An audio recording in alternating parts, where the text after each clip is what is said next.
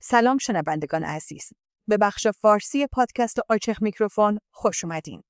امروز برای شما داستانی رو روایت می‌کنیم که تاریخ اون رو به عنوان یک نقطه عطف به خاطر خواهد داشت. انقلاب زنان در ایران. این فقط یه اعتراض نبود. یه انقلاب بود که زنان رهبریش کردن. اونا زنجیرهای ترس رو شکستن، تغییر رو شروع کردن و جامعه رو از نو ساختن. شاید رژیم هنوز سر جاش باشه، اما این انقلاب تو دلای مردم پیروز شد. بیاین یکم به عقب برگردیم. قبل از انقلاب 57 زنها تو ایران آزاد بودن، هر طور میخوان لباس بپوشن. تو شهرهای مثل تبریز، اردبیل، ارومیه و زنجان زنها هم لباس سنتی ترکی میپوشیدن، هم لباس مدرن. ولی وقتی جمهوری اسلامی اومد، همه چی عوض شد. اوایل دهه 60 حجاب برای همه زنها اجباری شد. باید موهاشون رو میپوشوندن و لباس گشاد میپوشیدن. این فقط یه قانون پوشش نبود. برای رژیم حجاب نماد مشروعیتش بود. یعنی کسی که روسری سرش میکرد در واقع به حکومت وفاداری نشون میداد.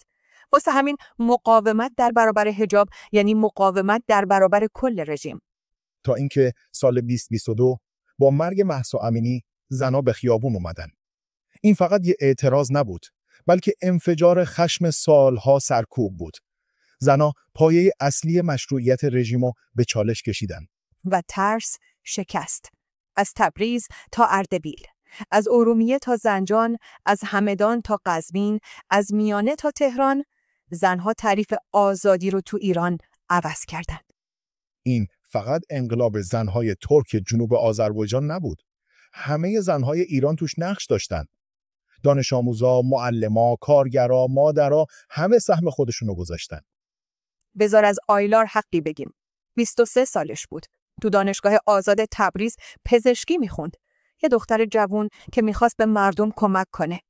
نوامبر 2022 تو اعتراضات تبریز شرکت کرد و دیگه برنگشت. توسط نیروهای امنیتی کشته شد. تشییع جنازش تبدیل به صحنه مقاومت هزاران نفر شد. آیلار شد نماد شجاعت و ایستادگی. دنیا فهمید زنهای ترک جنوب آذربایجان تو این انقلاب چه جایگاهی دارن. یه اسم دیگه حدیث نجفیه. فقط 22 سالش بود.